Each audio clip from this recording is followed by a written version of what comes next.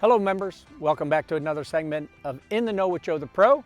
Hope you all have been enjoying this beautiful weather we've been having. We conducted our two-man challenge on Saturday, 27 holes of fun. Not necessarily for everyone. It's really a difficult format. Although there was a little bit at stake, we do have a champion. It was Larry and Kyle Glennon. They played fantastic, all three formats. Congratulations, Larry and Kyle. Well done. I did want to talk about some upcoming events. You might want to make sure you put these on your calendar. This Saturday is our Top 10 Showdown with a 1 p.m. start.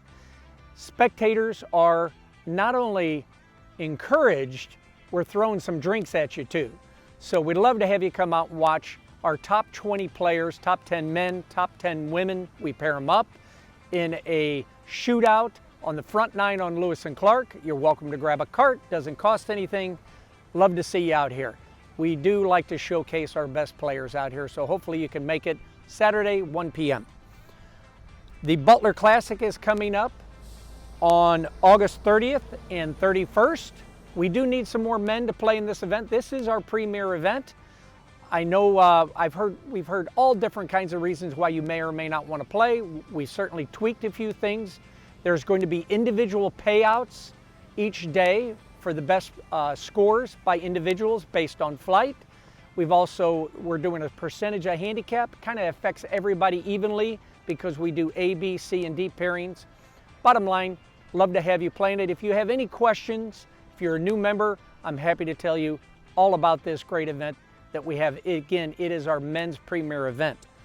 Speaking of premier events, we have our ladies' premier event on September 7th, which is the St. Albans Cup.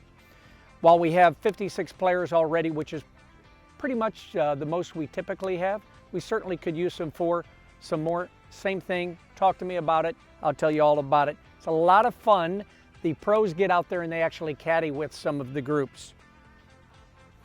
And then finally, at the risk of stepping on Ryan's toes, I don't think I've done a segment where we did a little coaching, philosophical thoughts about what you might want to be doing out there.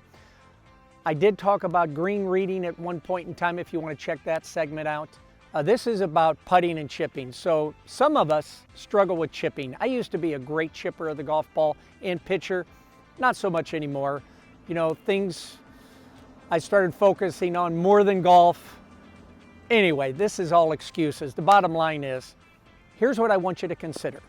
So we're just a few feet off of the green, and while the temptation is certainly to chip, and if you're a good chipper, I say, go ahead and go for it. But if not, the only way for you to find out whether or not you should be putting these or chipping is to have a contest with yourself. So go up to the chipping green, put a ball about 5 or 6, 7 feet off the green, put 5 golf balls down, maybe number them, do all number 1s for the putt, and then all number 2s for the chip. So putt 5 golf balls, chip 5 golf balls, and when you go up there, I think it's going to be pretty obvious what you should be doing. And most of the time it's going to be putt.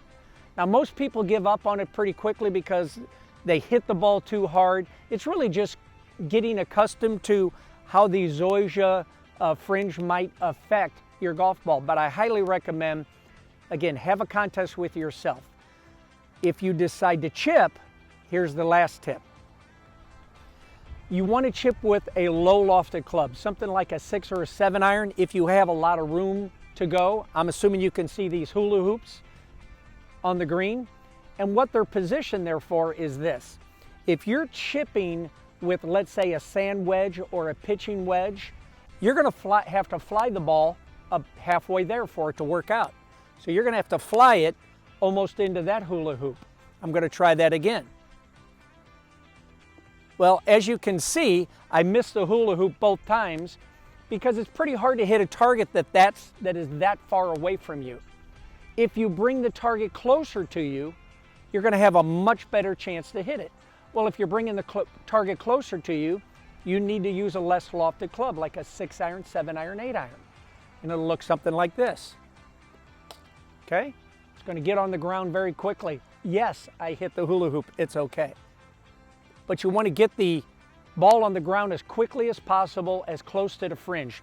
You really do want to land it on the green though, because if it lands in the fringe, it's going to be a little bit iffy on how it's going to turn out. Now you're going to say, hey Joe, your 2 shots that you threw halfway there turned out better. Well, the reality is you don't get to throw the ball on the green. You're taking a wedge and probably taking it to 9 o'clock and swinging it through to 3 o'clock, and a lot can go wrong. All right? If you shorten up your swing with a 7-iron, there's a lot less that can go wrong. And guess what? If you get good at putting it from the fringe, there's even less that can go wrong. So there's my tips of the day. Thank you again for joining in on this segment of In the Know with Joe the Pro. See you next week.